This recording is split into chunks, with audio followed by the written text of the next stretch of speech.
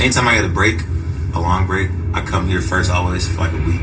I always try to see my family and friends here and like see what I could do for people. Pittsburgh Steelers running back Najee Harris doesn't have one place in the Bay Area he specifically calls home. However, there is one residence that celebrates his time living there. This right here, this is me in college. I just couldn't believe it sometimes. People making stuff like that about me when I used to stay here. Usually people get this type of stuff when they pass away. I'm alive. The mural stretches across a building just north of Oakland and belongs to the Greater Richmond Interfaith Program, also known as GRIP. They provide shelter for the houseless. It was where Harris and his family lived for several months 12 years ago. It just brings me back home and just like always taking me back in times where I was in their shoes, like how hard it was for me to get by, but that's motivating too.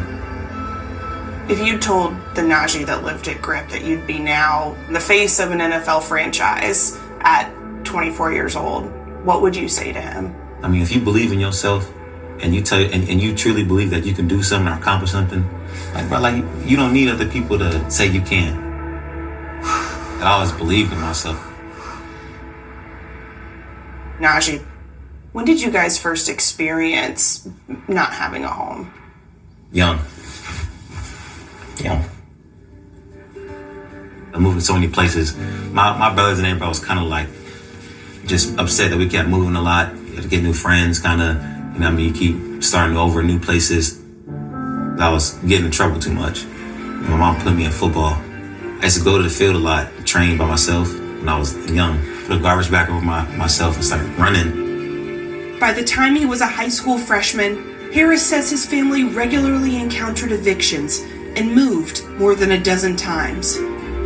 Little by little, people in Najee's football life noticed the signs of a young man facing challenges beyond the field.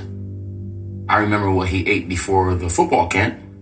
2 Snicker bars, 2 bags of hot Cheetos, and Gatorade. I know everybody has their story, but a kid that knows how it feels to eat cereal with water, like that. I knew his situation that it was bigger than football for me.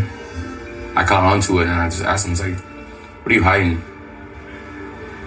Najee kept his home life secrets guarded, but as a sophomore, his living arrangement became known by students when trainer Marcus Malu shared Harris's story at a strength and conditioning event. I remember he called me like, man, I don't want nobody to know. And I told him, I said, listen, sooner or later, you're going to have to tell that story. Yeah, he didn't understand why, because he wanted to kind of hide that from the world. And I told him, I said, that's what makes you special.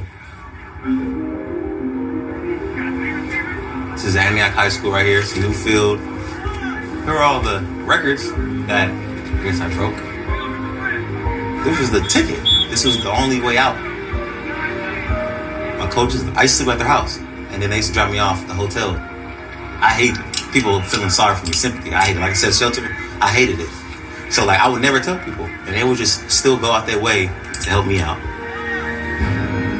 As Harris learned to embrace his past, he began to pay that gratitude forward through his free youth football camp and improvements to the GRIP shelter, where he purchased computers, playground equipment, and other building upgrades.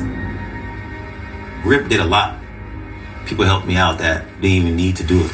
They make it a lot, and they still gave me what they shirt they had on their back. It taught me a lot about people and just how I go about life. The floors need to get renovated, I think was the #1 thing in there. So I really want to do that.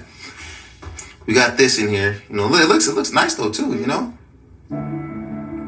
I remember everything about the shelter.